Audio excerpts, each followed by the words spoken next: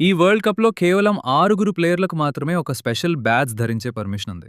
అసలు ఆ ప్రివిలేజ్ వారికి మాత్రమే ఎందుకు దక్కిందో మీకు తెలుసా? ఈ అరుదైన అవకాశాన్ని దక్కించుకున్న ఆ 6 లెజెండ్స్ ఎవరో కాదు. క్రిస్టియానో రొనాల్డో, లియోనెల్ మెస్సీ, లూకా మోడ్రిచ్, మెంఫిస్ డిపై, గిల్లెర్మో ఒచోవా, మాన్యుయల్ నోయర్ మరియు యూటో నాగటోమో.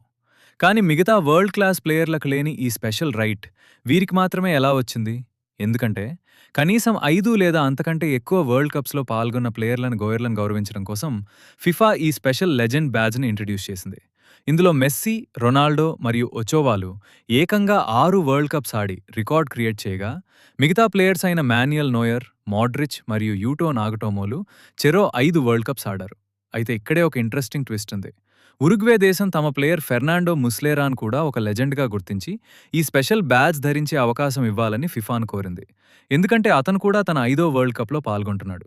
కానీ ఫిఫా వారి రిక్వెస్ట్‌ని రిజెక్ట్ చేసింది. దానికి కారణం ముస్లెరా గత 2022 ఖతార్ వరల్డ్ కప్ స్క్వాడ్‌లో ఉన్నప్పటికీ గ్రౌండ్‌లోకి దిగి ఒక్క నిమిషం కూడా మ్యాచ్ ఆడలేదు. ఫీఫా రూల్స్ ప్రకారం కేవలం స్క్వాడ్‌లో ఉండటం సరిపోదు. ఖచ్చితంగా మ్యాచ్ ఆడుండాలి. అందుకే అతనికి ఆ ఛాన్స్ దక్కలేదు. కేవలం పేర్లతో కాదు, మైదానంలో చెమటోడ్చి హిస్టరీ క్రియేట్ చేసిన రియల్ లెజెండ్స్‌కి మాత్రమే.